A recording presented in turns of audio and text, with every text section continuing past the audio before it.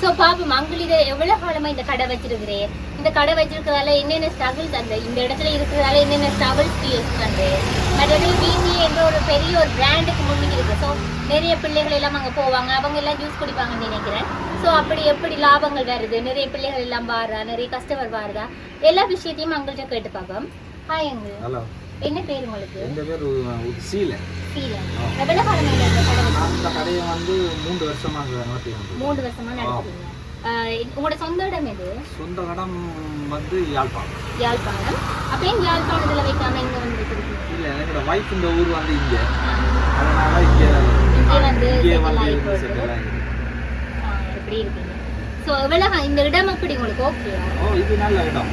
சிங்கள மக்களுக்கு தானே எல்லாம் நல்லா இருக்காங்க. உங்களுக்கு சிங்களமும் தெரியும்? நான் சிங்களம் தான். அதனால இப்ப சிங்கள மக்கள் தமிழ் மக்கள் யார் வந்தாலும் கூட அவங்கள்ட்ட ஸ்ட்ரகிள் இல்லாமலுக்கு ஒரு விஷயத்த நாங்க கேட்கிற விஷயத்த வேண்டிட்டு போலாம். ஃபர்ஸ்ட் டைம் நாங்க கூட அங்களை பார்த்து போட்டு யோசிச்சோம் அங்க தமிழா சிங்களமா அப்படின்னு சொல்லி நாங்களே வந்து பயந்தோம். பிறகு அங்க நல்ல வடிவாவே தமிழ் கதைச்சவன். ஸோ லாபம் எல்லாம் எப்படி வரும்? அப்போ பரவாயில்ல, ஆக்களை வாரம் இதெல்லாம் கொடுக்குறது பரவாயில்ல, பிரச்சனை. வெயில் காலங்களில் நிறைய பேர் வருவாங்க, அடிக்கடிக்கு நிறைய பேர் வருவாங்க. தமிழ் ஆக்கள் நிறைய பேர் கூட பேர் இப்போ இங்கால வருவாங்க. வருவைகளில் பிஸ்னஸ் இதெல்லாம் நல்ல மாதிரி போகும். இதெல்லாம் குடிக்கிறதுக்கு தோடம்பழம், மற்றது இந்த பிஷன் ஃப்ரூட், இதெல்லாம் தான் பிசலாம் குடிக்க வருவாங்க. நான் கடையில் இல்லை, நான் ஒவ்வொரு இடங்களில் போய் இருக்கிற இடங்களில் போய் ஃப்ரெஷ்ஷாகவே அப்படியே அப்படிங்கிறது. இதில் நீங்கள் கனகாலமாகவே ஜூஸ் ஷாப் தான் வச்சிருக்கிறீங்க. ஸோ இப்போ கிளைமேட் எல்லாம் மாறி மழை காலம் எல்லாம் மாறிட்டு தானே. ஸோ இந்த கிளைமேட்டுக்கு அவ்வளோ ஜூஸ் போகாது. ஸோ இப்போ நீங்கள் ஃபேஸ் பண்ணுற கஷ்டம் என்ன இருக்கு? புல் ரொட்டி சம்பல், மற்றது பிளேண்டியல் போகணும் நாங்கள், மற்றது கச்சான வந்து வறுத்து வச்சுக்கிறாங்க. அதனால எல்லாம் இல்லை இப்போ நீங்கள் பழங்கள் எல்லாம் லொட்டா முதல்ல எடுத்து வச்சிருக்கீங்க. இன்றைக்கு இப்படி மழை வரமென்னு உங்களுக்கு தெரியாது. தெரியாது. அப்போ இந்த பழங்கள் எல்லாம் வாடி போகும், அழுகி போகும். அதெல்லாம் இது பீச வேண்டிய தான் நட்டம் தானே உங்களுக்கு. அப்போ எல்லாம் சரியான மேல அப்போ எல்லாம் கவலையா இருக்கும். கவலையெல்லாம் வரும். என்ன செய்யறது, நம்மளோட தொழில் நட்டமும் பெறும் லாபமும் பெறும். அப்படியே அதுக்கேற்ற கிளைமேட்டுக்கு ஏற்ற மாதிரி சாப்பாடெல்லாம் போட்டு ஏதாவது மாற்றி மாற்றி செய்து கொண்டிருக்கோம். ஸோ பார்த்தீங்க அப்படின்னு சொன்னால் இன்றைக்கு நாங்கள் வந்தது ஒரு மழை சார்ந்த ஒரு மழை வர போகிற ஒரு கிளைமேட். ஸோ அதோட வானத்தை நான் காட்டி விடுங்க எப்படி கிளைமேட் இருக்கிறது பார்த்தீங்க அப்படின்னு சொன்னால் அந்த மப்பும் மந்தாரமாக இருக்குன்னு சொல்லுவாங்க. அப்படியான ஒரு கிளைமேட்லாம் வந்துருக்குறோம். அவ்வளோ கூலிங்காக தான் இருக்குது. ஸோ அதனால் அங்கே எப்படியும் ஜூஸ் குடிக்க யாரும் வரமாட்டாங்கன்ற நம்பிக்கையில் கொஞ்சம் ஜூஸ் போடுறதுக்கான ஐடியாக்கள் கொஞ்சம் குறைவாக தான் இருந்தவ. நீங்கள் யோசிங்க என்ன ஃப்ரூட்ஸ் எல்லாம் இல்லை ஜூஸ் ஷாப் பண்ணி சொல்கிறாங்கன்ட்டு. ஸோ இன்னொரு வீடியோவில் நாங்கள் காட்டுறோம். நல்ல வெயில் அடிக்கும் போது அவங்களோட கடையில் நிறைய ஃப்ரூட்ஸ், எல்லா வெரைட்டி ஆஃப் ஃப்ரூட்ஸும் இருக்கும். ஸோ எப்படி ஜூஸ் போடுறேன்னு இன்னொரு காணொலியில் கூட உங்களுக்கு நாங்கள் காட்டுறோம்.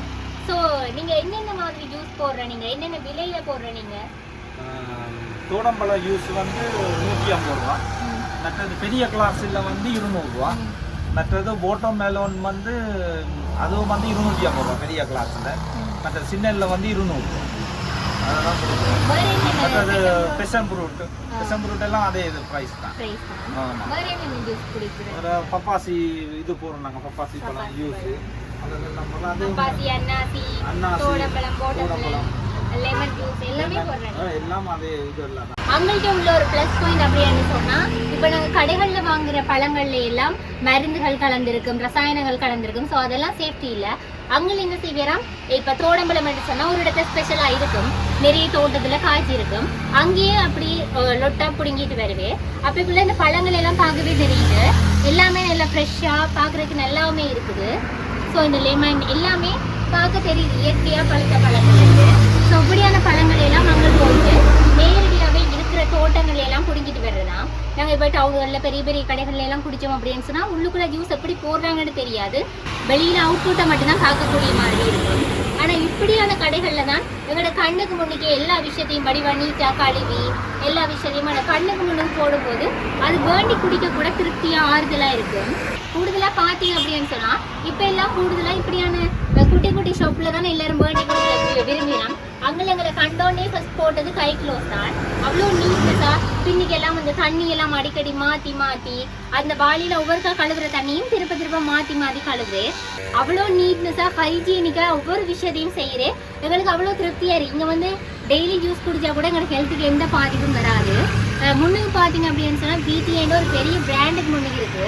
ஸோ இந்த பிடிஏல உள்ள ஸ்டூடெண்ட்ஸ் எல்லாம் வருவீங்க. குடிப்பாங்க. மெட்டாவே இப்படி கிளாஸுக்கு வரும்போது நிறைய பேர் வந்து சேர்ந்து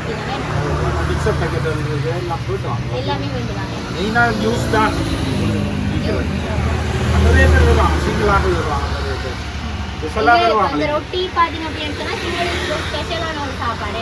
கொழும்பு வெளியெல்லாம் பார்த்தோம்னா நிறைய இப்படித்தான் இருக்கும். ரொட்டியும் ரெயின்ல எல்லாம் ரொட்டியும் கட்டல் சம்பளம் தான் கூட இருக்கும். சோ இதெல்லாம் சிங்களாக்கள் வந்து வேண்டுவாங்க.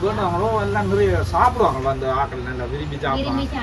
இந்த கட்டை சம்பல் பொல் ரொட்டின்னு தான் சாப்பிடுவாங்க.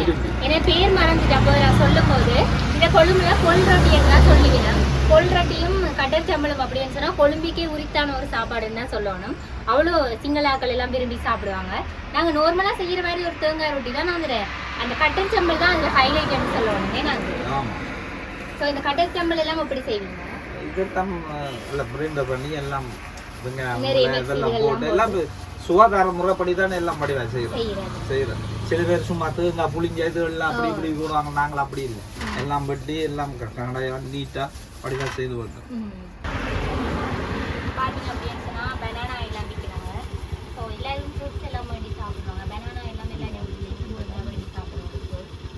இதுல போனோம்.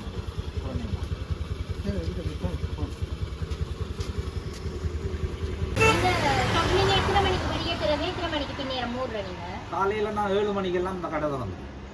7 மணிக்கு தொடங்கி பின்னேரம் 6 மணிக்கு தான் கூட்டுவேன் கடை. 6 மணி மட்டும் வந்தா உங்களுக்கு ஜூஸ்கள் இந்த பொல் ரொட்டி எல்லா நாளும் இருக்கும். அப்படி வீட்டுல இருந்தா எல்லாம் உடனே சுட்டு எல்லாம் உடனே கொண்டு வந்து தான் தருவேன். இங்க வச்சு ஒன்றும் செய்யறது இல்லை. அந்த இதில் ஒன்றும் இப்போ செய்யல. எல்லா நாளும் ஓபன் பண்ணுங்க. ஒவ்வொரு நாளும் ஓபன் பண்றது ஒவ்வொரு நாள் 7 நாளும் திறப்பேன். 7 நாளும் திறப்பேன். ஞாயிற்றுக்கிழமை வந்து 12 மணிக்கு தான் திறக்கிறது. ஞாயிற்றுக்கிழமை பாத்தீங்கன்னா 12 மணிக்கு தான் திறக்கிறதையா? ஏன்னா அவருக்கும் ஒரு நாள் லீவ் நான் சேர்த்து போயிட்டு வந்தா 12 மணிக்கு திறப்பேன். ஆமா சரி ஓகே. தேங்க்ஸ். நாங்க வரும்போது இன்னைக்கு ஜூஸ் போடுற பிளான்லயே அங்க இல்ல. ஸோ கிளைமேட் வந்து மழையானனால பிளேண்டி பொல் ரொட்டி இப்படி அவங்களோட ஷொப்பையும் கொஞ்சம் சேஞ்ச் மாற்றி வச்சிருந்தவங்க. நாங்கள் வந்து அங்கே ஒரு வீடியோடு கேளுமான்னு கேட்டோன்னே எங்களுக்காக இந்த இடத்தையே ஃபுல்லாக சேஞ்ச் பண்ணி ஜூஸுக்கு எல்லாமே அரேஞ்ச் பண்ணி இவ்வளவுமே எங்களுக்காக இந்த காணொலிக்காக மட்டும்தான் செஞ்சவன். பார்த்தீங்க அப்படின்னு சொன்னால் அவங்களோடையும் வர்ற எல்லாரும் நல்ல ஃப்ரெண்ட்லியாக இருப்பாங்க. நாங்கள் பார்க்கும்போதே வந்து எல்லாரும் அந்த நல்ல விளையாட்டாக வச்சு அங்கே கனகாலமாக வச்சுருக்கிறதுனால எல்லாருக்கும் அவங்களையும் பிடிக்கும். சில கடைகளில் கொஞ்சம் படிச்சுட்டு இருப்பாங்க. கஸ்டமரை அவ்வளோ கேரிங் பண்ணி கொள்ள மாட்டாங்க. ஆனால் எங்களுக்கு என்ன விருப்பம், என்னென்ன ஆட் பண்ணணும், எவ்வளவு ஆட் பண்ணணும், சுகர் ஓகேயா, சால்ட் ஓகேயா, எல்லாமே எங்கள்கிட்ட கேட்டு தான் ஆட் பண்ணுவேன். சில கடைகள் எல்லாம் நாங்கள் கொண்டே காசை பெரிய அமௌண்ட் கொடுத்துட்டு வெளியில் வெயிட் பண்ணோம். அந்த ஜூஸ் நல்லா வந்தாலும் சரி கூடாமல் வந்தாலும் சரி ஃபீட்பேக்கும் சொல்லலாது, மாற்றிட்டாங்கன்னு சொல்லலாது. அந்த வலியெல்லாம் அவ்வளோ கொடூரமாக இருக்கும். என்ன செய்யறேன்னு பல்ல கடிச்சிட்டு குடிச்சிட்டு வந்துடுவான். ஸோ இங்கெல்லாம் அப்படி இல்லைங்கட. கண்ணுக்கு முன்னுக்கு கை க்ளோஸ் போட்டுட்டு ஒவ்வொரு விஷயத்தையும் அவ்வளோ நீட்னஸாக அங்கே செஞ்சு தந்தவங்க. ஸோ பார்க்குறதுக்குமே சரி குடிக்கிறதுக்கும் அவ்வளோ டேஸ்டியாக மன நிறைவோட குடிச்சிட்டு போகலாம். ஸோ இது வழியாக போகும்போது அதாவது A9 road Vavuniya to A9 road போகிற ரோட்டில் கண்டி ரோட்டில் வந்து 3 முறிப்பு சந்தியில் வீட்டுக்கு முன்னுக்கு இந்த ஷாப் இருக்குது. ஸோ எல்லாரும் வந்து வேண்டி குடிங்க. அவ்வளோ ஹைஜீனிக்காக இருக்குது. எல்லாரும் வந்து வேண்டி குடிங்க.